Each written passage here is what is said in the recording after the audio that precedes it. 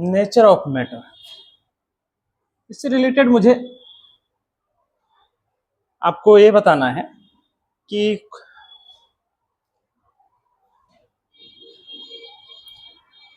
आपसे पूछा जाएगा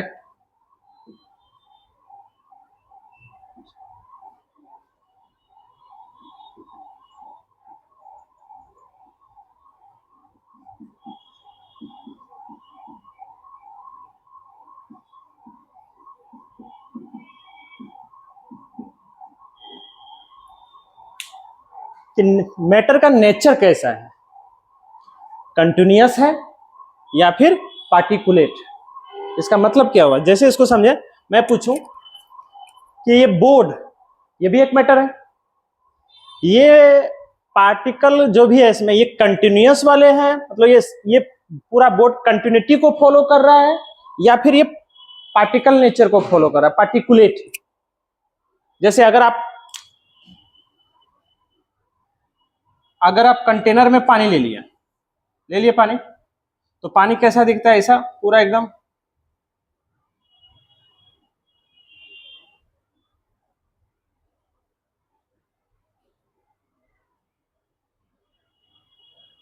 कहीं पे भी आपको ब्रेकिंग दिख रहा है क्या, तो क्या कहेंगे, ये कंटिन्यूअस चीज है। तो आपको इसके बारे में, नेचर ऑफ मैटर के बारे में सोचना है कि क्या ये सच में कंटिन्यूटी को फॉलो कर रहा है या इसमें कुछ ब्रेकिंग है। सवाल समझ में आ रहा है। जैसे बोतल दो पानी का, इसमें कहीं भी आपको ऐसा लग रहा है कि ब्रेक हुआ है, पानी के अंदर की बात कर रहा है, ऐसा लग रहा है ना कि सारी चीज कंटिन्यूटी में है। तो क्या ये कंटिन्यूअस है या फिर ये पार्टिकुलेट। कंटिन्यूअस लग रहा है ना, पर रियल में एक्चुअली में ये कंटिन्यूअस नहीं है। कैसे, ये रियल नहीं है। अगर इसको आप ऐसे समझे, एक एक्टिविटी करें आप, इस पानी के बोतल में आपने 2-3 चम्मच चीनी मिला लें, डिजोल्व करें। आप यहां एक मार्क बना लें, सपोज यहां पर लेयर है, अभी है लेयर पानी का। इसमें अगर आप घर पे जाना, एक्सपेरिमेंट करना, 2-3 चम्मच चाहे चीनी ले लें चाहे नमक ले लें, उसको डिजोल्व करें, तो देखना ये लेयर वहीं का वहीं रहेगा,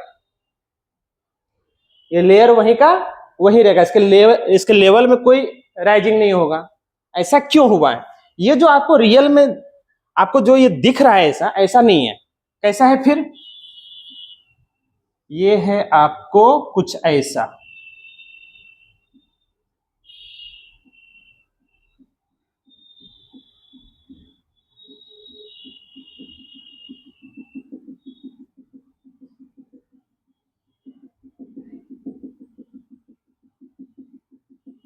कुछ इस तरह से है ये पार्टिकल्स, ये रियल फोटो है, ये है वाटर के मॉलिक्यूल्स।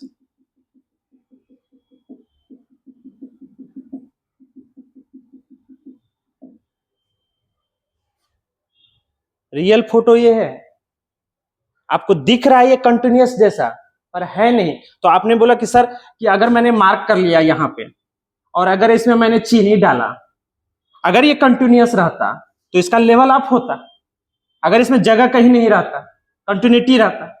क्योंकि ये कंटिन्यूअस नहीं है, पार्टिकुलेट है, तो अगर आपने चीनी डाला, डिजोल्व किया, तो चीनी गया कहां, चीनी ये जो स्पेस है, इंटर स्पेस बताए थे ना कि लिक्विड में इंटर स्पेस एज सॉलिड ज्यादा होता है, गैस में इंटर स्पेस और ज्यादा होता है, क्योंकि इंटर पार्टिकल जो होते हैं गैस में वो ज्यादा डिस्टेंस पे होते हैं, बताया था पिछले लेक्चर में। तो ये आपका लिक्विड है, वाटर है, तो यहां पर क्या है, इसके बीच में मॉलिक्यूल्स के बीच में इंटर स्पेस होगा। तो जब आपने इसमें चीनी डिजोल्व किया तो ये चीनी गया कहां, चीनी यहां पर जो खाली जगह है, जो पार्टिकल्स के बीच में स्पेस है, वहां पे जाके फिल हो गया है। ये बात समझ रहे हो। तो इस एक्टिविटी से क्या पता चल रहा है कि मैटर कंटिन्यूटी वाली चीज है या पार्टिकुलेट है, पार्टिकुलेट। आप ये बोर्ड की भी आप बात करें तो आपको बोर्ड कंटिन्यूअस दिख रहा है, पर ये कंटिन्यूअस नहीं है, ये भी पार्टिकल से बने हैं। हाँ, लेकिन ये जो सॉलिड है इसमें पार्टिकल्स बहुत क्लोज है, इसके बीच में जो स्पेस है वो कम है। समझ रहे हैं बातों को? लेकिन लिक्विड में क्या है, एज सॉलिड इसमें इंटर पार्टिकल डिस्टेंस जो है वो ज्यादा है। तो अगर आपसे पूछा जाए कि मैटर क्या है, कंटिन्यूअस है या डिसकंटिन्यूअस है, डिसकंटिन्यूअस। ये कैसा है, पार्टिकुलेट। क्लियर है ये? अगर ऐसा तुम चीनी अगर आपने जो डिजोल्व किया तो ये जो आपके पार्टिकल के बीच में स्पेस है वहां पर जाकर, अगर इसको मैं दूसरे पेन से दिखाऊं तो अगर आपने चीनी डाला, ये चीनी के पार्टिकल्स हैं, अगर आपने इसमें चीनी डाले तो ये चीनी गया कहां, ये जो स्पेस बचा है, ये जो स्पेस है पार्टिकल्स के बीच में, वाटर पार्टिकल्स के बीच में, वहां पर जाकर ये चीनी डिजोल्व हो गया, जिसके कारण से ये लेयर इंक्रीज नहीं हुआ। मुझे बातों को? तो मैटर कैसा है, कंटिन्यूअस है या पार्टिकुलेट है? पार्टिकुलेट। चाहे वो सॉलिड हो, चाहे वो लिक्विड हो, चाहे वो गैसियस हो। सॉलिड में इंटर पार्टिकल जो स्पेस है वो बहुत कम है, लिक्विड में जो इंटर स्पेस है वो ज्यादा है, गैस में और ज्यादा है। मुझे बातों को क्लियर है ये? तो चलिए, आपको सीट मिला है, उसमें एक पहला सवाल है, ठीक है?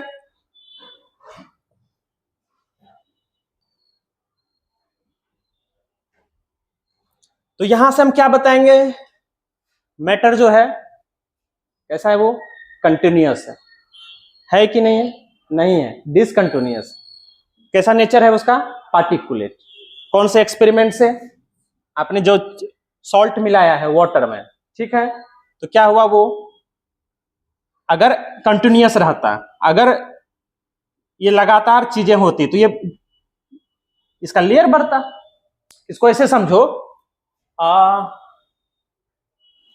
इस रूम में भरे हुए हैं लोग भरे हुए हैं, तो क्या फिर इस जितने लोग भरे हुए हैं उसके अलावा कोई आएगा तो क्या इसमें फिट बैठ सकता है क्या? नहीं बैठ सकता। ये तभी फिट बैठेगा जब यहां पर वैकेंट हो, पोजीशन वैकेंट हो, तभी तो कोई आके इस पे बैठ सकता है। अगर भरा हुआ है, बच्चों से भरा हुआ है, तो फिर अगला बच्चा जो आएगा वो बैठ ही नहीं पाएगा। तो अगर ये कंटिन्यूअस रहता, सारे भरे हुए होते, तो ये जो आप सॉल्ट डाले हैं तो ये यहां पर ये लेयर को बढ़ा देता है। ये अगला बच्चा जो आएगा वो धक्का मुक्की होगा तो फिर ये उधर खिसके, मान लो उधर गेट के पास बच्चे हैं तो उधर बाहर निकल जाएगा बच्चे। अगर 2 गेट है सपोज और बच्चे रूम में भरे हुए हैं, जगह खाली नहीं है, तो अगर इस तरफ से आ रहा है कोई तो उस तरफ से अगर धक्का मुक्की होगा तो उधर निकलना पड़ जाएगा उसको। तो हो क्या रहा है, बच्चे आ रहे हैं, अच्छे से फिट बैठ रहे हैं, तो इसका मतलब ये हुआ कि इस रूम में जगह खाली है, तभी बच्चे फिट बैठ रहे हैं। ये बात समझ रहे हो? क्लियर है ये? सॉल्ट आपने डाला, ये लेयर इंक्रीज नहीं हुआ, इसका मतलब है कि वो सॉल्ट गया कहां, वो इसके बीच में जो स्पेस है, इंटर स्पेस है, वहां पे जाके फिट बैठा। क्लियर है ये? ठीक।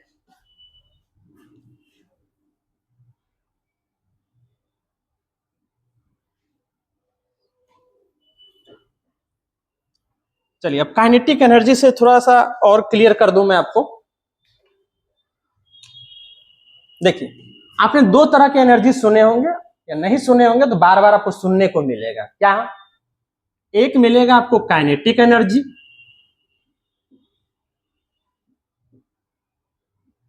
और दूसरा पोटेंशियल एनर्जी। सुने हैं कभी? तो ये वाला एनर्जी क्या होता है? ये होता है एनर्जी ड्यू टू मोशन। क्या होता है? एनर्जी ड्यू टू मोशन बोल लो, मूवमेंट बोल लो, ठीक है। और ये energy due to force. Clear है ये? ठीक। फोर्स और डिस्प्लेसमेंट का सहारा लेंगे तो ये पोटेंशियल एनर्जी में काउंट होगा। अगर कोई ऑब्जेक्ट मूव कर रहा है, क्या कर रहा है? मूव कर रहा है, तो कौन सा एनर्जी पजेज करेगा? मोशन तो हुआ, मूव करने का मतलब मोशन में है, तो कौन सी एनर्जी होगी उसके पास? Kinetic energy. अगर कोई पार्टिकल मूव कर रहा है, कोई ऑब्जेक्ट मूव कर रहा है, तुम चल रहे हो, दौड़ रहे हो, तो तुम्हारे पास कौन सी एनर्जी रहेगी? Kinetic energy. और उसको कैसे करते हैं इवेल्युएट? उसका एक फॉर्मूला होता है काइनेटिक एनर्जी का, 1/2 mv²।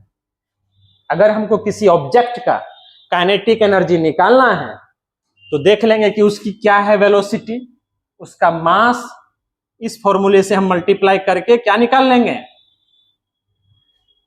Kinetic energy. समझ में आ रहा है? अगर कोई ऑब्जेक्ट, कोई पार्टिकल, कोई सा भी, अगर उसके पास मोशन है, मूवमेंट है, तो उसके पास कौन सी एनर्जी होगी? बताओ। Kinetic energy. समझ रहे हो? क्लियर है ये? ठीक है। काइनेटिक टेम्परेचर क्या होता है? फिलहाल पोटेंशियल एनर्जी पे अभी हमारा काम करने है। अब एक जानने वाली बात यह है कि टेम्परेचर क्या होता है। तो टेम्परेचर होता है आपको एवरेज काइनेटिक एनर्जी। क्या होता है टेम्परेचर? बोलते हैं ना टेम्परेचर आज ज्यादा गर्मी, आज टेम्परेचर बढ़ गया है, तो टेम्परेचर का मतलब क्या है? Average kinetic energy. तो अगर मैं ये आपसे पूछूं कि टेम्परेचर बढ़ाएंगे तो क्या बढ़ेगा? Kinetic energy. क्लियर है ये? और अगर काइनेटिक एनर्जी बढ़ेगा तो क्या बढ़ेगा? मोशन बढ़ेगा, स्पीड बढ़ेगा। अभी बताए हैं ना? क्लियर है ये? मैं जो बोल रहा हूं उसको रिपीट करना है। अगर टेम्परेचर बढ़ेगा तो क्या बढ़ेगा? Kinetic energy. और अगर काइनेटिक एनर्जी बढ़ेगा तो क्या बढ़ेगा? उसकी स्पीड, वेलोसिटी बढ़ेगी। ये बात क्लियर है ये? क्लियर है ये? अब ये आप बोलोगे